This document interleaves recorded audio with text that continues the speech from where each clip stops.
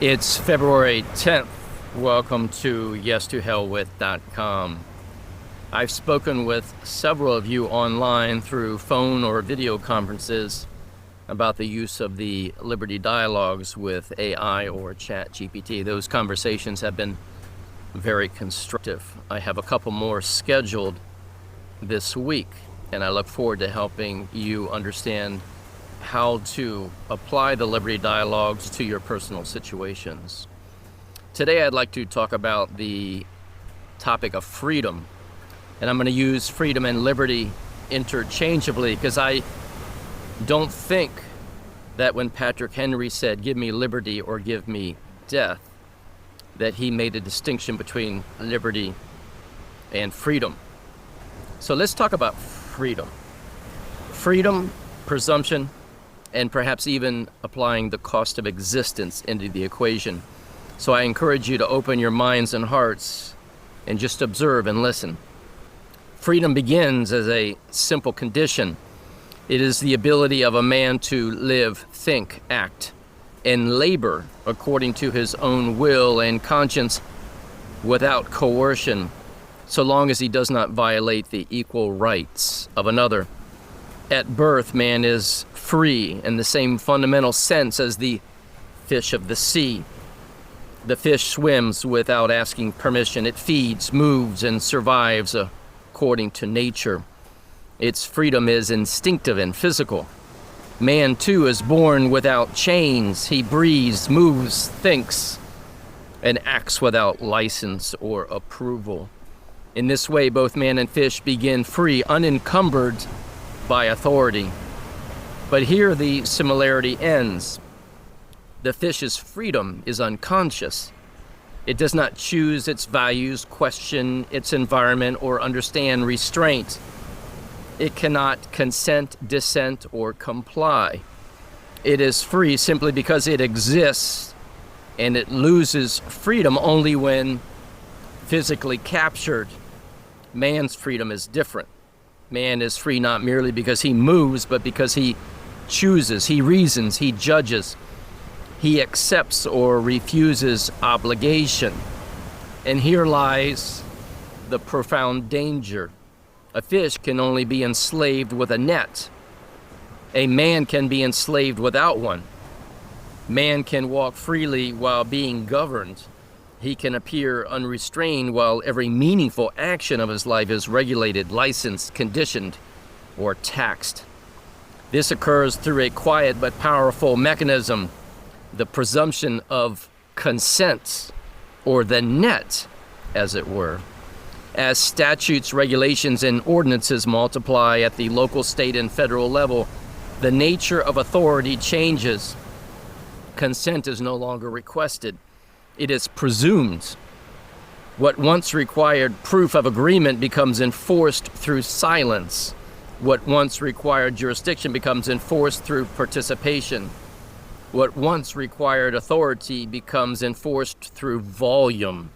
Man is told he has agreed because he lives where he lives, because he works, because he drives, because he uses money, because he exists within the system. The more rules that are imposed, the less freedom man exercises as a moral agent. Choice is replaced with compliance. Right is replaced with permission. At a certain point, freedom no longer means the ability to act. It means the ability to act only within approved limits. And then comes the final transformation. As control increases and freedom contracts, the cost of living rises. Every statute has a price. Every regulation embeds a fee. Every ordinance carries compliance costs. Housing becomes expensive through zoning, permits, inspections, and codes. Work becomes burdensome through reporting requirements and payroll controls. Travel becomes costly through registration, fuel taxes, tolls, and licensing. Survival itself, food, water, energy, shelter, passes through regulated systems that extract payment at every stage. What were once natural acts become regulated privileges, and regulated privileges also cost money. As these costs compound, man is forced into debt. Debt becomes the mechanism that replaces chains. A man now works not primarily for his family, his calling, or his growth, but to service obligations imposed by systems he never explicitly consented to in the first place. His labor sustains the structure that governs him. Debt ensures obedience where force would fail. Fear of loss of home, credit, access, reputation becomes the new enforcement tool. This is how freedom disappears in modern life. Not through conquest, not through overt tyranny, but through presumed consent, administrative control, and economic pressure. The fish loses freedom only when seized. Man loses freedom when he forgets it was ever his, and when the cost of living is raised so high that independence becomes impossible. The final condition emerges. With every level of government increases the cost of a man's existence. Freedom becomes unaffordable, and when freedom is unaffordable, survival itself becomes servitude. At that point, man is no longer governed as a free being, but as a debtor whose life has become collateral. There is another consequence that must be confronted.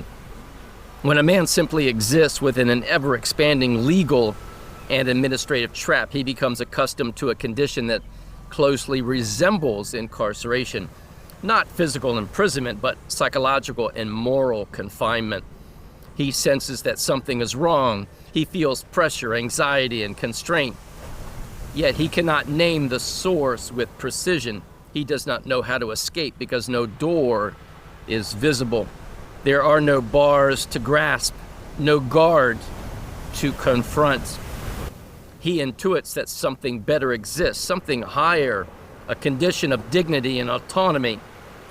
But he has never shown a path towards that destination. Over time, he adapts. He learns to function within limitation. He becomes comfortable being uncomfortable. This is the most effective form of control. A man who knows he is imprisoned resists. A man who believes his confinement is normal complies. Here is the irony. When I was physically imprisoned for defending a truthful, good faith belief, I was a free man, more free than most Americans walking outside prison walls. The iron bars did not suppress my freedom, they clarified it.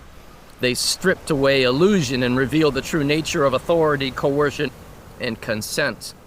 Many who experience prison come to understand what the system does to man and to freedom. They see clearly what others only sense vaguely. This knowledge, once acquired, cannot be taken away. It produces something rare in modern life, peace of mind, because a man who understands freedom internally is no longer governed by fear externally. And as always, may truth reign supreme.